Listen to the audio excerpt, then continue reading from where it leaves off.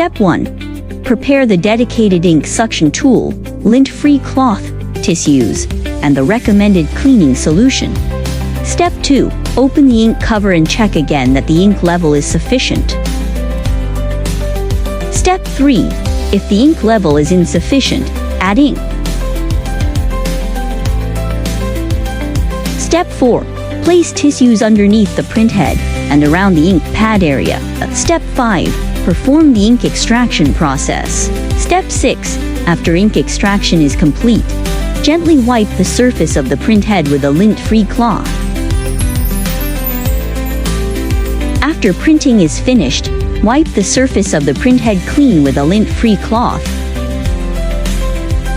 Pour a small amount of the dedicated cleaning solution into the printhead protective cap.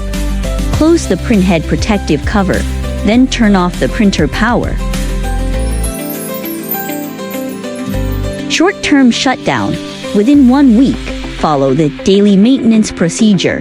Medium-term shutdown. Over 1 week, perform a manual ink extraction process. After ink extraction and cleaning, close the printhead protective cover. Repeat the ink extraction maintenance once every week. Long-term shutdown. Over 1 month.